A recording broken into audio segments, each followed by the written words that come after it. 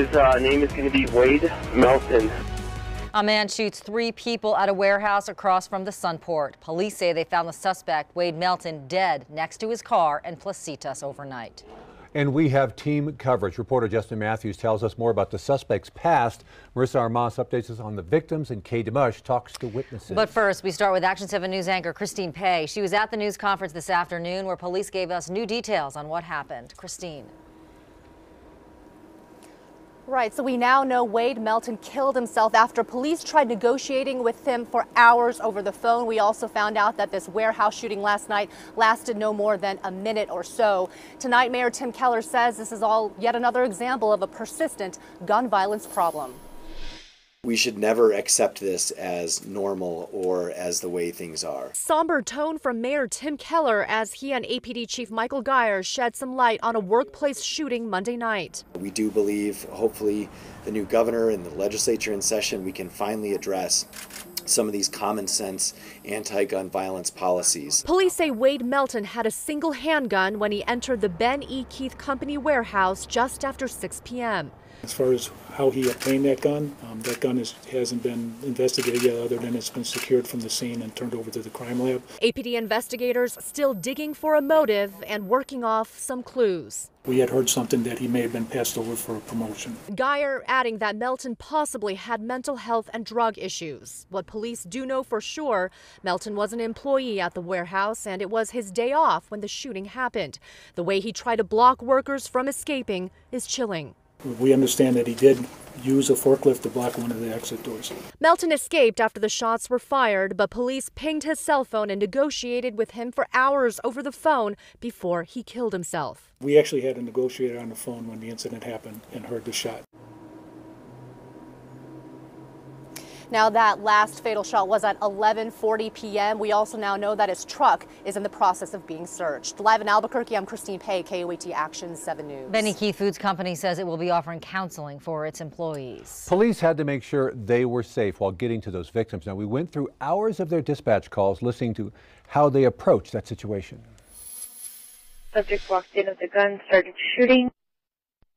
Where is it? Unknown where he is at this time, and stating that multiple people have been shot. Police respond to Ben E. Keith Foods just after 6 Monday night, and right away they start searching for the shooter and the victims. Seen the security and they're clear to enter. We got a subject down.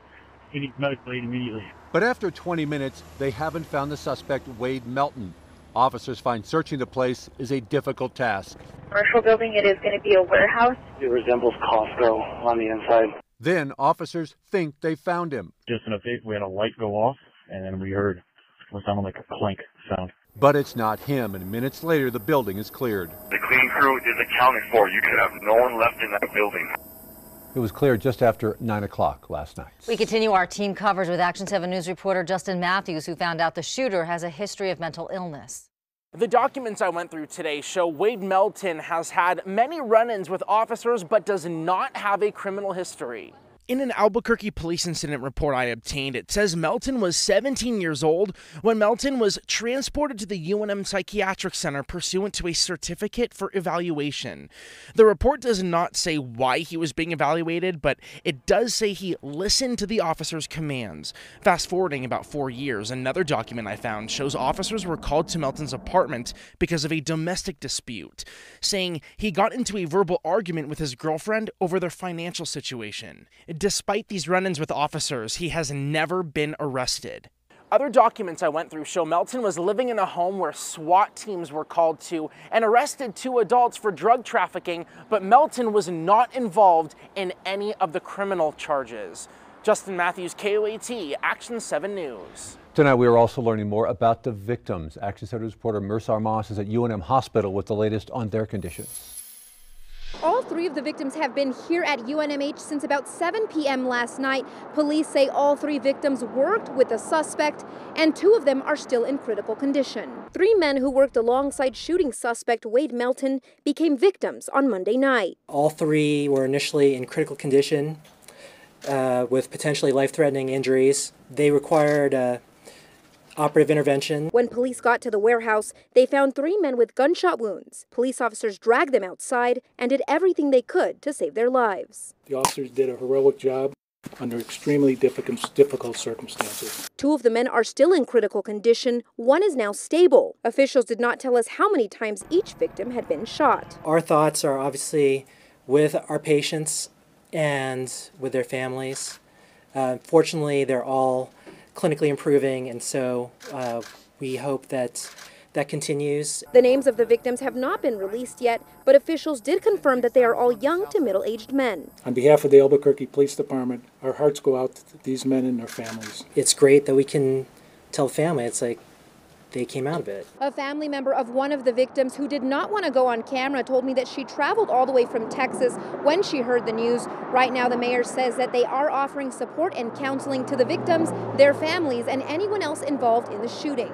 Reporting in Albuquerque, Marissa Armas, KOAT Action 7 News. Now, dozens of employees were inside working when the suspect opened fire. Action 7 News reporter Kay Dimash talked to one of them in an interview you'll hear only on 7. Today I talked to an employee who asked me to keep their identity private to protect their position with Benny Keith. So we altered their voice, but they tell me the 3 people were shot right before they walked into the building for work. They and several others ran to the parking lot and hid behind parked cars. That's when they realized one of the employees had been shot. They started applying pressure to the wound to reduce the bleeding. The employee says they thought their coworker was going to die from that gunshot. I was on the phone with 911 just trying to get an ambulance there. It was just hearing the screams from a grown man, you know, for help, and like that 10 minutes seemed like forever. The employee says he hasn't talked to their coworker because they've been in the hospital. They say they aren't sure if they'll seek counseling to cope with the trauma. Katie Mush, KOAT, Action 7 News. Benny Keith Foods is responding to the shooting, saying our thoughts and prayers are with the employees and their families who were impacted by this sudden and senseless act of violence at our Albuquerque warehouse. They went on to say, we will be forever thankful for the swift and professional response of the Albuquerque Police Department.